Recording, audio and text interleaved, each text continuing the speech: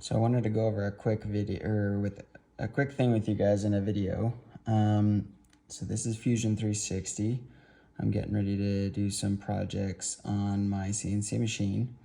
One of the benefits for me as a designer is that I can go in and save a bunch of time by doing a bunch of troubleshooting in the simulation. And make sure everything looks good. But one of the value adds for my customers is that they get to kind of see the product before I even build it. So I do have to spend time designing it, but they can make changes on the fly before we actually go into production. And that can be a huge thing because they can be like, oh man, that's not what I imagined, that's not what I thought. You know, let's do this, or let's do that, or let's do the other. I had a buddy of mine that, you know, he's asking me to do a project, and we've been able to make a bunch of changes to what he was looking at, and even kind of get buy-off on the people he's working with on the project. So it's been great, and it's one of the things that I just do for my customers. I like to communicate a lot so that they can see it. This is just the actual simulation of the CNC machine going. So this little gray thing right here is a representation of the actual tool piece. I can actually go over here and click on like show tool paths, show leads and stuff. Oh, they're not popping anything in. Let's see if I can pull it over. Okay, so it's telling me we're just looking at the flute, so I can actually look at the whole housing and then it shows me what that looks like. So I usually do just the flute so that I can see more detail.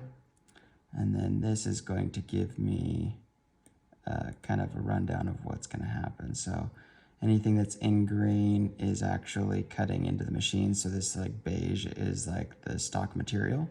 So any of the green is where it's cutting. So, and you can tell as I'm like zooming out, this thing's massive. And so it's like, oh my gosh, this is gonna take forever. That's true because of the bit that I have. There are particular bits for different jobs.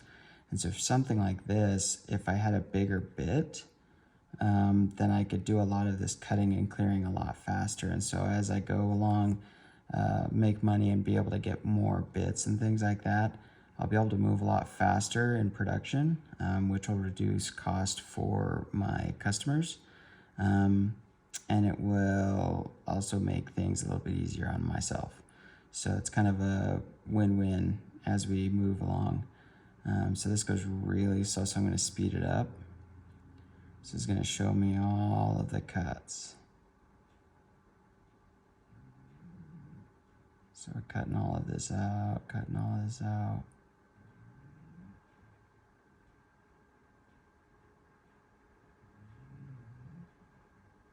And there you go, and now it's finished.